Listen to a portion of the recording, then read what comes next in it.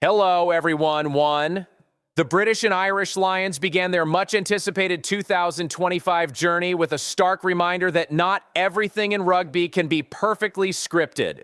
What was supposed to be a confident send-off to Australia turned into a humbling experience at the Aviva Stadium in Dublin, as Argentina produced a performance that not only made history, but also exposed some early vulnerabilities in Andy Farrell's squad.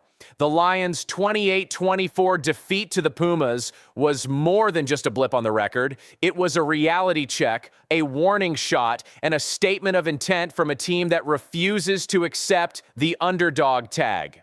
Before going further, please hit the subscribe button so that you can get latest RedSpot sports stories ASAP. So, from the very first whistle, it was clear that Argentina had come to play with purpose.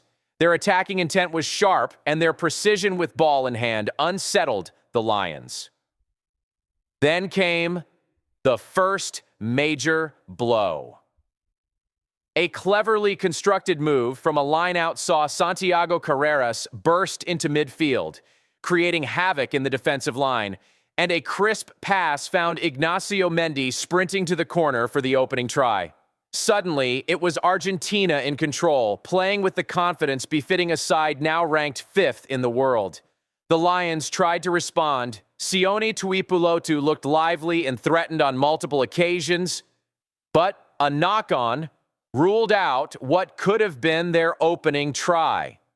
However, they didn't have to wait long. It was Bundy Aki, the powerhouse Irish center, who finally broke through, bulldozing his way over from 10 meters after a flowing move involving Marcus Smith and Tuipulotu. A beautifully executed counterattack saw Albornoz exchange passes with Rodrigo Isgro before sprinting home unopposed under the posts.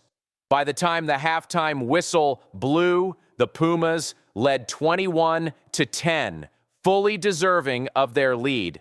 The Lions had been here before, though. They regrouped during the break and came out with renewed energy. Early in the second half, Tuipulotu produced a stunning 40-meter break down the right flank, forcing Argentina onto the back foot.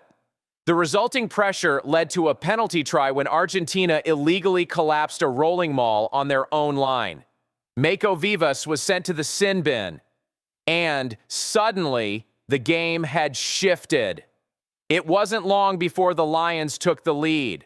A thunderous carry from Ellis Genge punched a hole in the Argentine defense, and replacement scrum half Tomos Williams fired a perfect pass to Todd Babraichar-Inichi Chirinchas, who crashed over the line. At 24-21, it looked like the Lions had finally grabbed control. But just when the Lions seemed to be writing a comeback script worthy of their legacy, Argentina struck again. And this time, with venom. Under pressure from Ben Earl, Albornoz shaped to kick, but chose instead to keep the ball alive, igniting one of the moves of the match. The ball traveled wide, Matias Moroni chipped ahead, and Santiago Cordero, showing blistering pace, out-sprinted Marcus Smith to score in the corner. Albornoz, unshaken, nailed the touchline conversion to stretch the lead to 28-24. What followed was a frantic, desperate push from the Lions to reclaim the lead.